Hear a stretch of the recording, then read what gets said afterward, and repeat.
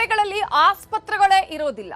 ಆದ್ರೆ ಇಲ್ಲಿ ಆಸ್ಪತ್ರೆ ಇದೆ, ಆಸ್ಪತ್ರೆಗೆ ದೊಡ್ಡ ಕಟ್ಟಡವೂ ಇದೆ, ಅಗತ್ಯ ಸಲಕರಣೆಗಳೂ ಇವೆ. ಆದ್ರೆ ಆಸ್ಪತ್ರೆಗೆ ಬೇಕಾಗಿರುವಂತಹ ವ್ಯವಸ್ಥೆ ಇಲ್ಲ. ಏನು ಆ ವ್ಯವಸ್ಥೆ?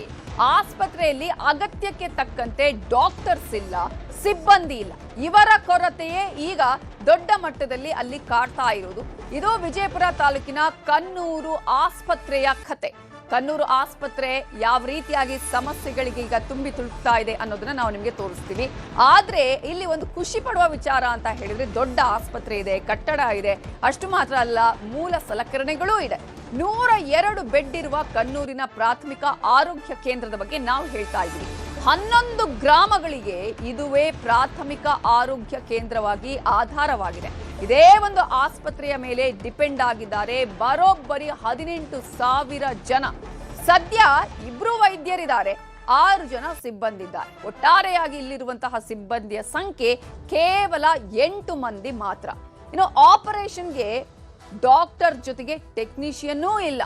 ಸೂಕ್ತ ವೈದ್ಯರೇ ಇಲ್ಲದ ಕಾರಣ ಇಲ್ಲಿ ಚಿಕಿತ್ಸೆಗೆ ಜನ ಪರದಾಟವನ್ನ ಅನುಭವಿಸ್ತಾ ಇದ್ದಾರೆ. ದೊಡ್ಡ ಸುಸಜ್ಜಿತವಾದಂತಹ ಕಟ್ಟಡ ಇದೆ, ಬೇಕಾದಂತಹ ಸಲಕರಣೆಗಳು ಇದೆ. ಆದ್ರೆ ಯಾರು ಆಪರೇಷನ್ ಮಾಡಬೇಕು? ಡಾಕ್ಟರೇ ಇಲ್ಲ. ಇಲ್ಲಿ ಸರಿಯಾದಂತಹ ರೀತಿಯಲ್ಲಿ ಸಿಬ್ಬಂದಿಯ ವ್ಯವಸ್ಥೆಯೂ ಇಲ್ಲ. ಒಟ್ಟಾರೆ ಸಿಬ್ಬಂದಿಯನ್ನ ಇಲ್ಲಿ ನಾವು ಗಮನಿಸಿದ್ರೆ ಕೇವಲ 8 ಜನ ಸಿಬ್ಬಂದಿ ಮಾತ್ರ ಇದ್ದಾರೆ.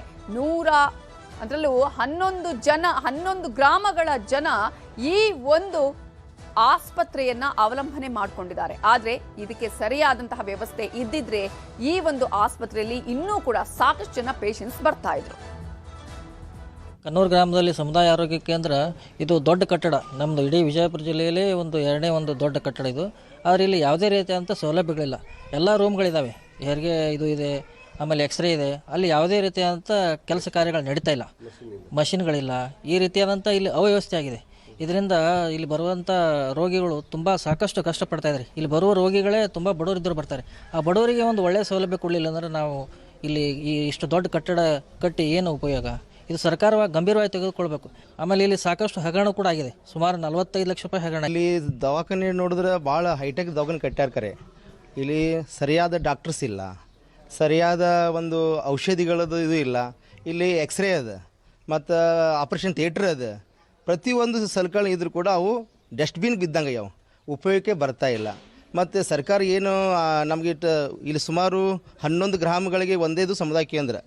ಇಲ್ಲಿ ವ್ಯವಸ್ಥೆ ಈ ಥರ ಆದ್ಮ್ಯಾಗ ಸರ್ಕಾರ ಇಷ್ಟೆಲ್ಲ ಮಾಡಿ ಇಷ್ಟು ಕೋಟಿಗಳಿಗೆ ಖರ್ಚು ಮಾಡಿ ಬಿಲ್ಡಿಂಗ್ ಕಟ್ಟಿ ಇಲ್ಲಿ ಮತ್ತು ನಮ್ಮ ಸೇವೆನೇ ಇಲ್ಲಾಂದ್ರೆ ಏನು ಮಾಡೋದು? ಜಿಲ್ಲಾಡಳಿತ ಏನು ಮಾಡ್ತಾ ಇದ್ದಾರೆ? ಆರೋಗ್ಯ ಸಚಿವರು ಏನು ಮಾಡ್ತಾ ಇದ್ದಾರೆ? ನಾವು ಎಷ್ಟೋ THO DHO ಅವ್ರಿಗೆ ಅಧಿಕಾರಿಗಳಿಗೆ ಎಷ್ಟೋ ಸಲ ನಾವು ಲೆಟ್ರ್ ಕೊಟ್ಟರು ಕೂಡ ರೆಸ್ಪಾನ್ಸೇ ಮಾಡಿಲ್ಲ. ಇಲ್ಲಿ MBBS MD ಇದ್ದ ಡಾಕ್ಟರ್ ಬರಬೇಕಾಗ್ಯದ. ಇಲ್ಲಿ BMS nurse, staff nurse contract base ಮೇಲೆ ಹಾಕ್ತಾರೆ. ಅಂಥದ್ರಾಗ ಇಲ್ಲಿ ಸೀರಿಯಸ್ ಪೇಷಂಟ್ ಹೆರಿಗೆ ಇದ್ದಂಥ ರಾತ್ರಿ ಟೈಮ್ 24/7 ಅದು. ಇದು ಹೆರಿಗೆ ದವಾಖಾನೆ ಬಂದಂಥ ಮಕ್ಕಳಿಗೆ ಮಹಿಳೆಯರಿಗೆ ಸರಿಯಾದ ಇದು ಇಲ್ಲ, ಬಿಜಾರ್ಕೋರಿ ಅಂತ ಹೇಳಿ ಒಳ್ಳೆಯ ರೀತಿಯಿಂದ ಕಟ್ಟಿದ್ದಾರೆ. ಆದರೆ ಅದಕ್ಕೆ ಸಂಬಂಧಪಟ್ಟಂತೆ ಒಳ್ಳೆಯ ಸಿಬ್ಬಂದಿಗಳಿಲ್ಲ, ಅಂದರೆ ಡಾಕ್ಟರ್ ಇಲ್ಲ, ನರ್ಸ್ಗಳಿಲ್ಲ. ಸೊ ಅದನ್ನು ಸರಿಯಾಗಿ ಜನರಿಗೆ ಉಪಯೋಗ ಆಗಬೇಕು ಅಂತಾದರೆ ಸರ್ಕಾರ ಸರಿಯಾಗಿ ಆ ಒಂದು ಸಿಬ್ಬಂದಿ ಕೊರತೆಯನ್ನು ನೀಗಿಸಬೇಕು. ಹೀಗಾದಾಗ ನಮ್ಮ ಕನ್ನೂರು ಸುತ್ತಮುತ್ತ ಒಂದು 15-20 ಗ್ರಾಮಗಳಿಗೆ ಈ ಆಸ್ಪತ್ರೆಯ ಸದುಪಯೋಗ ಪಡ್ಕೊಳ್ಳೋಕ್ಕೆ ಸಾಧ್ಯ ಆಗುತ್ತೆ. ಎಲ್ಲ ರೀತಿಯ ಒಂದು ಎಕ್ಸ್ರೇ ಆಯಿತು, CG ಆಯಿತು, ಪ್ರತಿಯೊಂದು ರೂಮ್ಗಳು, ಚೆಕಪ್, ಡ್ರೆಸ್ಸಿಂಗ್ ರೂಮ್ ಆಯಿತು, ಎಲ್ಲವೂ ಚೆನ್ನಾಗಿ ಕಟ್ಟಿದ್ದಾರೆ. ಆದರೆ ಅದಕ್ಕೆ ವೈದ್ಯರೇ ಇಲ್ಲ. ಹಾಗಾಗಿ ದಯವಿಟ್ಟು ಇದಕ್ಕೆ ಸಂಬಂಧಪಟ್ಟ ಅಧಿಕಾರಿಗಳು ಇದರ ಬಗ್ಗೆ ಇನ್ನಷ್ಟು ಡೀಟೇಲ್ಸ್ ಕೊಡೋದಕ್ಕೆ ನಮ್ಮ ರಿಪೋರ್ಟರ್ ಗುರುರಾಜ್ ಈಗ ನೇರ ಸಂಪರ್ಕದಲ್ಲಿ ಜಾಯ್ನ್ ಆಗಿದ್ದಾರೆ. ಗುರುರಾಜ್, ಎಷ್ಟೋ ಕಡೆಗಳಲ್ಲಿ ಹೈಟೆಕ್ ಆಸ್ಪತ್ರೆಗಳೇ ಇಲ್ಲ, ಬೇಕು ಅಂತ ಹೇಳಿ ಬೇಡಿಕೆಗಳನ್ನ ಇಟ್ಕೊಂಡಿರ್ತಾರೆ. ಆದ್ರೆ ಇಲ್ಲಿ ಹೈಟೆಕ್ ಆಸ್ಪತ್ರೆ ಇದೆ, ಮೂಲ ಸೌಕರ್ಯಗಳು, ಸಲಕರಣೆಗಳು ಕೂಡ ಇದೆ. ಆದ್ರೆ ಯಾವುದು ಬೇಕೋ ಅದುವೇ ಇಲ್ಲ ಅನ್ನುವಂಥದ್ದು ಯಾಕೆ? ಇಷ್ಟೆಲ್ಲ ಆದ್ರೂ ಕೂಡ ಅಲ್ಲಿ ಸಾಕಷ್ಟು ಜನ ಹೇಳ್ತಾ ಇದ್ರು, ಮುಖಂಡರುಗಳು, ನಾವು ಸಾಕಷ್ಟು ಬಾರಿ ಮನವಿಯನ್ನ ಸಲ್ಲಿಸಿದೀವಿ ಅಂತ ಹೇಳಿ. ಯಾಕೆ ಇಷ್ಟೊಂದು ನಿರ್ಲಕ್ಷ್ಯ? ಜಿಲ್ಲಾಡಳಿತ ಏನ್ ಹೇಳ್ತಾ ಇದೆ? ನವತೆ ಏನಂದ್ರೆ ವಿಜಯಪುರ ತಾಲೂಕಿನ ಕನ್ನೂರು ಗ್ರಾಮ ಏನಿದೆ, ನಾಗತನ್ನು ಮೀಸಲು ಮತಕ್ಷೇತ್ರ ವ್ಯಾಪ್ತಿ ಅಂತ ಗ್ರಾಮ ಇದು. ಈ ಗ್ರಾಮದಲ್ಲಿ ಕಳೆದ 5 ವರ್ಷಗಳಿಂದ ದೊಡ್ಡ ಕಟ್ಟಡ ನಿರ್ಮಾಣ ಮಾಡಿ ಅದನ್ನ ಉದ್ಘಾಟನೆ ಮಾಡಲಾಗಿದೆ. ಸಾರ್ವಜನಿಕ ಉಪಯೋಗಕ್ಕೆ ಅದನ್ನು ನೀಡಲಾಗಿದೆ. ಆದ್ರೆ ಅಲ್ಲಿ ಮೂಲಭೂತ ಸೌಕರ್ಯಗಳನ್ನು ಕಲ್ಪಿಸಲಾಗಿದೆ. ಟೆಕ್ನಿಕಲ್ ಆಗಿ ಏನೇನ್ ಬೇಕೋ ಅದೆಲ್ಲವೂ ವ್ಯವಸ್ಥೆ ಇದೆ. ಆದ್ರೆ ಆ ಟೆಕ್ನಿಕಲ್ ಆಗಿ ಆಪರೇಟ್ ಮಾಡ್ಬೇಕಂತಹ ಟೆಕ್ನಿಷಿಯನ್ಸ್ ಗಳಿಲ್ಲ. ಅಲ್ಲಿ ಒಂದು ಉದಾಹರಣೆ ಅಂದ್ರೆ ಅಲ್ಲಿ ರಕ್ತ ತಪಾಸಣೆ ಮಾಡೋದಕ್ಕೆ ಸಿಬ್ಬಂದಿ ಇದ್ದಾರೆ, ಆದ್ರೆ ಕೋಣೆ ಇಲ್ಲ. ಅಲ್ಲಿ ಎಕ್ಸ್ರೇ ಮಾಡೋಕೆ ಸಿಬ್ಬಂದಿ ಇದ್ದಾರೆ, ಆದ್ರೆ ಎಕ್ಸ್ರೇ ಮಾಡೋಕೆ ರೂಮ್ ಇಲ್ಲ. ಈ ರೀತಿ ಒಂದಿದೆ ಒಂದಿಲ್ಲ ಅನ್ನೋ ರೀತಿ ಪರಿಸ್ಥಿತಿ ಇರುವಂತದ್ದು. ವಿಜಯಪುರ ದಿನ ಸುಮಾರು 30 ಕಿಲೋಮೀಟರ್ ದೂರದಲ್ಲಿರುವಂತಹ ಕನ್ನೂರು ಗ್ರಾಮದ ಸುತ್ತಮುತ್ತ ವಸ್ತಿಗಳು ಸೇರಿದಂತೆ ಸುಮಾರು 11 ಗ್ರಾಮಗಳು ಬರ್ತವೆ. ಅದೆಲ್ಲವೂ ಇದ್ರ ಮೇಲೆ ಡಿಪೆಂಡ್ ಆಗಿರುತ್ತದೆ. ಮತ್ತೆ ರಾಷ್ಟ್ರೀಯ ಹೆದ್ದಾರಿ ಸೊಲ್ಲಾಪುರ ಸಹಿತ ಇದಕ್ಕೆ ಹತ್ತಿರದಲ್ಲೇ ಇರೋದ್ರಿಂದ ಅಲ್ಲಿ ಏನಾದ್ರು ಅಪಘಾತ ಸಂಭವಿಸಿರುತ್ತೋ ತುರ್ತು ಚಿಕಿತ್ಸೆಗೆ ಸಹಿತ ಇಲ್ಲಿ ರೋಗಿಗಳು ಬರುವಂತಹ ಚಾನ್ಸ್ ಇರುತ್ತದೆ. ಆದ್ರೆ ಇಲ್ಲಿ ವೈದ್ಯರೇ ಇಲ್ಲಿರೋದ್ರಾಗೆ ಸಮಸ್ಯೆ ಆಗ್ತಿರುತ್ತದೆ. ಈಗಾಗಲೇ ಸಂಬಂಧಪಟ್ಟ ಅಧಿಕಾರಿಗಳಿಗೆ, DHO ಅವರಿಗೆ ಮತ್ತೆ ಶಾಸಕರಿಗೆ ಅಲ್ಲಿ ಜನ ಮನವಿ ಮಾಡಿದ್ರೆ ಸಹಿತ ಇನ್ನು ನಾವು ನೇಮಕ ಮಾಡ್ತಾ ಇದ್ದೇವೆ ಅಥವಾ ಕನ್ಫರ್ಮ್ ಮಾಡಿದ್ದೇವೆ, ಆದ್ರೆ ಜನ ಬರ್ತಾ ಇಲ್ಲ ಅಂತ ಹೇಳಿ ಅಧಿಕಾರಿಗಳು ಒಂದು ಹೇಳ್ತಾ ಇರುವಂತದ್ದು. ಅಂದ್ರೆ ಗ್ರಾಮೀಣ ಮಟ್ಟಕ್ಕೆ ಹೋಗಿ ವೈದ್ಯರು ಕೆಲಸನ ಮಾಡ್ಬೇಕು, ಆದ್ರೆ ಮಾಡ್ತಾ ಇಲ್ಲ ಅಂತ ಹೇಳಿ ಅವ್ರಿಗೂ ಸಹಿತ ಅಸಮಾಧಾನ ಇರುವಂತದ್ದು. ಆದ್ರೂ ಸಹಿತ ಅವರು ಪ್ರೊಸೆಸ್ ಅನ್ನ ಮಾಡಿ ಆದಷ್ಟು ಬನ್ನಿ ಇಲ್ಲಿ ಸೇವೆಯನ್ನ ಕೊಡಿ ಅಂತ ಹೇಳ್ತಾ ಇದ್ದಾರೆ. ಆದ್ರೆ ನಿರೀಕ್ಷಿತ ಮಟ್ಟದಲ್ಲಿ ವೈದ್ಯರು ಬರ್ತಾ ಇಲ್ಲ ಅಂತ ಹೇಳಿ ಅಧಿಕಾರಿಗಳು ಸಹಿತ ಒಂದ್ ರೀತಿ ಅಸಮಾಧಾನ ವ್ಯಕ್ತಪಡಿಸಿದ್ದಾರೆ. ಗ್ರಾಮಸ್ಥರು ಸಹಿತ ಈಗ ಮನವಿಯನ್ನ ಮಾಡ್ತಾ ಇದ್ದಾರೆ, ನಾವು ಇಷ್ಟು ದಿನಗಳಿಂದ ನಿಮ್ಗೆಲ್ಲ ಮನವಿ ಕೊಟ್ಟರು ಇನ್ನೂ ಕ್ರಮ ಕೈಗೊಳ್ತಾ ಇಲ್ಲ ಅಂತ ಹೇಳಿ. ಮತ್ತೆ ಮೂಲಭೂತವಾಗಿ ಸುಮಾರು 18,000 ಜನ, ಅಂದ್ರೆ ಕನ್ನೂರು ಗ್ರಾಮದಿಂದ ಸುಮಾರು 8,000 ರಿಂದ 10,000 ಜನಸಂಖ್ಯೆ ಒಳಗುವಂತಹ ಅದೊಂದೇ ಗ್ರಾಮ. ಮತ್ತೆ ಅದರ ಸುತ್ತಮುತ್ತಲು ಬರುವಂತಹ ಸುಮಾರು 10 ಗ್ರಾಮಗಳು ಮತ್ತೆ ವಸ್ತಿಗಳು ಸೇರಿದಂತೆ ಸುಮಾರು 18,000 ರಿಂದ 19,000 ಜನಸಂಖ್ಯೆ ಈ ಆಸ್ಪತ್ರೆ ಮೇಲೆ ಡಿಪೆಂಡ್ ಆಗಿರುತ್ತದೆ. ಎಲ್ಲ ರೀತಿ ವ್ಯವಸ್ಥೆ ಇದೆ, ದೊಡ್ಡ ಕಟ್ಟಡ ಇದೆ, 100ಕ್ಕೂ ಅಧಿಕ ಬೆಡ್ ಇರುವಂತಹ ದೊಡ್ಡ ಆಸ್ಪತ್ರೆ ಇದು. ಮತ್ತೆ ವಿಜಯಪುರ ಜಿಲ್ಲೆಯಲ್ಲಿ ಅತಿ ದೊಡ್ಡ 2ನೇ ಆಸ್ಪತ್ರೆ ಅಂತ ಅಂದ್ರೆ ಜಿಲ್ಲಾಸ್ಪತ್ರೆಯನ್ನು ಬಿಟ್ಟರೆ ಅತಿ ದೊಡ್ಡ ಕಟ್ಟಡ ಇರುವಂತಹ ಆಸ್ಪತ್ರೆ ಇದಾಗಿದೆ. ಆದ್ರೆ ಮೂಲಭೂತ ಸೌಕರ್ಯಗಳು ಇದ್ರೂ ಸಹಿತ ವೈದ್ಯರಿಲ್ಲ ಅನ್ನೋ ಒಂದೇ ಒಂದು ಕೊರತೆಯಿಂದಾಗಿ ಮತ್ತೆ ಸಿಬ್ಬಂದಿಗಳು, ಅಂದ್ರೆ ಯಾವ್ಯಾವ ಡಿಪಾರ್ಟ್ಮೆಂಟ್ ಗೆ ಈಗ OT ಇದೆ, OT ಅಲ್ಲಿ ಆಪರೇಷನ್ ಥಿಯೇಟರ್ ಅಲ್ಲಿ ವೈದ್ಯರು ಬೇಕು, ಮತ್ತೆ ಅದಕ್ಕೆ ಅಂತ ಸಿಬ್ಬಂದಿಗಳು ಮತ್ತೆ ಡನಗಳು ಬೇಕಾಗುತ್ತೆ ಹೆರಿಗೆ ಚಿಕಿತ್ಸೆಗಾಗಿ. ಆ ರೀತಿ ಬೇರೆ ಬೇರೆ ಅದಕ್ಕೆ ಯಾರ್ಯಾರು ಎಕ್ಸ್ಪರ್ಟ್ಸ್ ಬರ್ಬೇಕು ಅವರು ಇಲ್ಲ ಅನ್ನೋ ಒಂದು ಸಮಸ್ಯೆ ಇರುತ್ತದೆ. ಈಗ ಅವರು ಮನವಿಯನ್ನ ಸಲ್ಲಿಸಿದ್ದಾರೆ, ಇನ್ನಾದ್ರೂ ಕ್ರಮ ಕೈಗೊಳ್ತಾರೆ ಅಂತ ಕಾದ್ ನೋಡ್ಬೇಕು. ಈಗ ಸಂಬಂಧಪಟ್ಟ ಶಾಸಕರಾಗಿರುವಂತಹ 4 ಶಾಸಕರಿಗೆ ಸಹಿತ ಅವರು ಮನವಿಯನ್ನ ಸಲ್ಲಿಸಿದ್ದಾರೆ, ಆದಷ್ಟು ಬೇಗ ಇಲ್ಲಿ ಕೊಡಿ ಅಂತ ಹೇಳಿ. ಅವರು ಸಹಿತ ನಾನು ವ್ಯವಸ್ಥೆಯನ್ನ ಮಾಡ್ತಾ ಇದೀನಿ ಅಂತ ಹೇಳಿ ಬರೀ ಭರವಸೆ ಕೊಡ್ತಾ ಇದ್ದಾರೆ. ಅದರದ್ದು ಯಾವಾಗ ಕಾರ್ಯರೂಪಕ್ಕೆ ಬರುತ್ತೆ ಅಂತ ಹೇಳಿ ಕಾದ್ ನೋಡ್ಬೇಕಾಗಿರುವಂತದ್ದು. ನವಿತಾ, ಗುರುರಾಜ್, ಈಗ ಬಡವರ ಒಂದು ಆರೋಗ್ಯಕ್ಕೆ ಇಲ್ಲಿ ಗ್ಯಾರಂಟಿ ಇಲ್ವಾ ಅಂತ ಪ್ರಶ್ನೆಯನ್ನ ಕೇಳಬೇಕಾಗತ್ತೆ. ಈಗ ಅಧಿಕಾರಿಗಳು ಹೇಳ್ತಾ ಇದಾರಲ್ಲ, ಇಲ್ಲಿ ಯಾರು ಬರ್ತಾ ಇಲ್ಲ ಗ್ರಾಮೀಣ ಭಾಗಕ್ಕೆ ಸೇವೆ ಸಲ್ಲಿಸೋದಿಕ್ಕೆ ಅಂತ ಹೇಳಿ. ಅವರಿಗೆ ರೂಲ್ಸ್ ಅಲ್ಲೇ ಇರುವಂತದ್ದು ವೈದ್ಯರುಗಳು ಬಂದು ಇಲ್ಲಿ ಸೇವೆ ಸಲ್ಲಿಸಬೇಕಾಗತ್ತೆ ಇಂತಿಷ್ಟು ವರ್ಷ ಅಂತ ಹೇಳಿ. ಯಾಕೆ ಈ ನೇಮಕ ಮಾಡ್ಕೊಳ್ಳೋದ್ರಲ್ಲೇ ಯಾಕೆ ಹಿಂದೆ ಮುಂದೆ ನೋಡ್ತಾ ಇದ್ದಾರೆ ವೈದ್ಯರನ್ನ ಅಥವಾ ಸಿಬ್ಬಂದಿಯನ್ನ?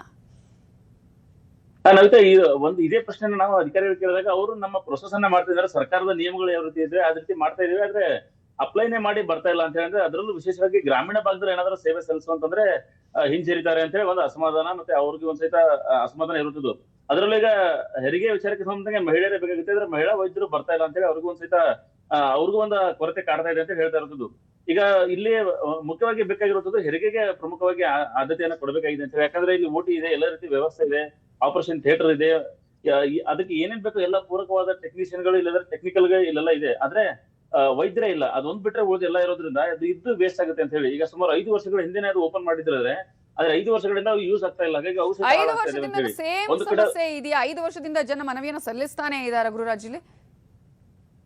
ಹೌದು ನವಿತಾ, ಕಳೆದ 5 ವರ್ಷಗಳಿಂದ ಇದೇ ಸಮಸ್ಯೆ ಇರುತ್ತದೆ. ಕೆಲವೊಂದ್ಸರಿ ಏನಾಗುತ್ತೆ, ಅತಿಯಾಗಿ ಒತ್ತಡ ಉಂಟಾದ್ರೆ ಅಥವಾ ರೋಗಿಗಳ ಸಂಖ್ಯೆ ಜಾಸ್ತಿ ಆದ್ರೆ ಬೇರೆ ಕಡೆಯಿಂದ ಡೆಪ್ಯುಟೇಷನ್ ಮೇಲೆ ಇಲ್ಲಿ ವೈದ್ಯರು ಬಂದು ಹೋಗ್ತಾರೆ. ಬಿಟ್ರೆ ಪರ್ಟಿಕ್ಯುಲರ್ ಆಗಿ ಮತ್ತೆ ಖಾಯಂ ಆಗಿ ಇಲ್ಲೇ ವೈದ್ಯರು ಅಂತ ಇಲ್ಲ. ಹಾಗಾಗಿ ಅವರು ಈಗ ಡೆಪ್ಯುಟೇಷನ್ ಮೇಲೆ ಬೇರೆ ಕಡೆ ಹಾಕಿದವರು ಅಲ್ಲಿನೂ ನೋಡ್ಕೋಬೇಕಾಗುತ್ತೆ, ಇಲ್ಲಿನೂ ನೋಡ್ಕೋಬೇಕಾಗುತ್ತೆ. ಯಾಕಂದ್ರೆ ಬೇರೆ ಕಡೆ ಆಲ್ರೆಡಿ ಅವರು ಒಂದ್ಸರಿ ಕೆಲಸ ಮಾಡ್ತಾ ಇರ್ತಾರೆ.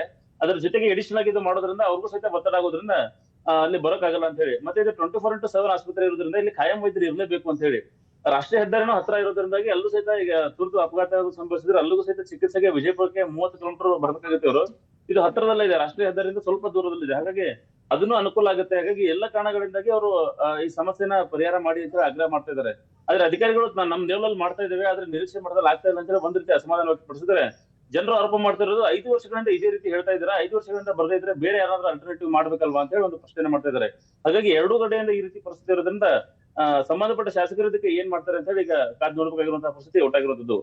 ಶಾಸಕರು ಈಗ 5 ವರ್ಷದಿಂದ ಕೂಡ ಈಗ ನಾವು ಗಮನಿಸಿದ್ರು, ಈಗ 3 ವರ್ಷದಿಂದ ಅಟ್ಲೀಸ್ಟ್ ಈ ವಿಚಾರದಲ್ಲಿ ಯಾವ ರೀತಿಯ ಪ್ರಯತ್ನವನ್ನ ಮಾಡಬಹುದಾಗಿತ್ತು ಅನ್ನುವಂಥದ್ದು ಒಂದು ಕಡೆ ಇದೆ. ಜಿಲ್ಲಾ ಉಸ್ತುವಾರಿ ಸಚಿವರುಗಳ ಗಮನಕ್ಕೆ ಬಂದಿಲ್ವಾ ಇದು?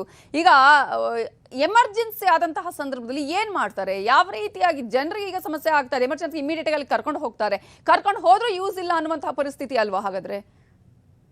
ಹೌದು ಅದಕ್ಕೆ ಕಳೆದ ಕೆಲ ದಿನಗಳ ಹಿಂದೆ ಓರ್ವ ಗರ್ಭಿಣಿ ಸಹಿತ ಸುಮಾರು ಸಂಜೆ ಹೊತ್ತಿಗೆ ಇದೇ ಆಸ್ಪತ್ರೆಗೆ ಬಂದಿದ್ರು. ಆದ್ರೆ ಸಿಬ್ಬಂದಿ ಈಗ ಬರ್ತಾರೆ ಹಾಗೆ ಬರ್ತಾರೆ ಅಂತ ಹೇಳಿ ರಾತ್ರಿವರೆಗೂ ಅವ್ರು ಕಾದು ಕೊನೆಗೆ ಸಿಬ್ಬಂದಿ ಬರ್ದೇ ಇರೋ ಕಾರಣಕ್ಕೆ ಅವರು ವಿಜಯಪುರ ನಗರಕ್ಕೆ ಅನಿವಾರ್ಯವಾಗಿ 30 ಕಿಲೋಮೀಟರ್ ಬರ್ಬೇಕಾಯ್ತು. ಹೇಗೋ ಡೇ ಟೈಮ್ ಅಲ್ಲಿ ಬರ್ತಾರೆ ಅನ್ಬೋದು, ಆದ್ರೆ ರಾತ್ರಿ ಹೊತ್ತಲ್ಲಾದ್ರೆ ಹೇಗೆ ಪರಿಸ್ಥಿತಿ ಅಂತ ಹೇಳಿ ಒಂದು ಪ್ರಶ್ನೆಯನ್ನ ಭಾಗದ ಜನರು ಕೇಳ್ತಾ ಇದ್ದಾರೆ. ಮತ್ತೆ ವಿಜಯಪುರಕ್ಕೆ ಹೋಗ್ಬೇಕಾದ್ರೆ ಇದು ಮಹಾರಾಷ್ಟ್ರದ ವ್ಯಾಪ್ತಿಯಲ್ಲಿ ಬರುವಂತ ಕಾರಣದಿಂದಾಗಿ ಶಕ್ತಿ ಯೋಜನೆ ಅಡಿ ಮಹಿಳೆಯರಿಗೂ ಸಹಿತ ಇಲ್ಲಿ ಬಸ್ ಅಪ್ಲೈ ಆಗಲ್ಲ. ಯಾಕಂದ್ರೆ ಇದು ಮಹಾರಾಷ್ಟ್ರ ರಸ್ತೆ ಇರೋದ್ರಿಂದ ಕರ್ನಾಟಕದ ರಸ್ತೆ ಕರ್ನಾಟಕ ಬಸ್ಗಳಲ್ಲಿ ಹೋದ್ರೂ ಸಹಿತ ಈ ಯೋಜನೆ ಅಪ್ಲೈ ಆಗಲ್ಲ. ಹಾಗಾಗಿ ಮಹಿಳೆಯರು ಅಲ್ಲಿಂದ ವಿಜಯಪುರ ನಗರದ 30 ಕಿಲೋಮೀಟರ್ ಆಸ್ಪತ್ರೆ ಬರ್ಬೇಕಾದ್ರೂ ದುಡ್ಡು ಕೊಟ್ಟೆ ಬರುವಂತ ಪರಿಸ್ಥಿತಿ.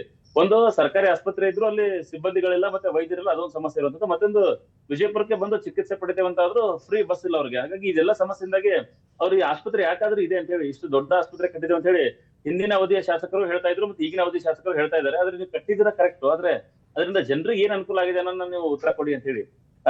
ಕಟ್ಟುವಾಗ ಏನೋ ಕಟ್ಟಿದ್ರೆ, ಕಟ್ಟುವಾಗ ಅದ್ರ ಜೊತೆಗೆ ಇದನ್ನು ಮಾಡ್ಬೇಕಾಗಿತ್ತು ಅಂತಂದ್ರೆ ವೈದ್ಯರ ನೇಮಕಾತಿಯನ್ನ ಮಾಡ್ಕೊಂಡು ಅವಾಗ್ಲೇನೆ ಭರ್ತಿ ಮಾಡಿ ಅದನ್ನ ಸಂಪೂರ್ಣವಾಗಿ ಜನತೆಗೆ ಅರ್ಪಿಸ ಮಾಡಿದ್ರೆ ಏನ್ ಅನ್ಸ್ತದಲ್ಲ, ಕಾಟಾಚಾರಕ್ಕೆ ಮಾಡಿದಂಗ ಅನ್ನೋ ರೀತಿ ನಮ್ಗೆ ಅನಿಸ್ತಾ ಇದೆ ಅಂತ ಹೇಳಿ ಅವ್ರ ಆಕ್ರೋಶನ ಗ್ರಾಮಸ್ಥರು ವ್ಯಕ್ತಪಡಿಸ್ತಾ ಇರ್ತದ್ದು. Namita, thank you.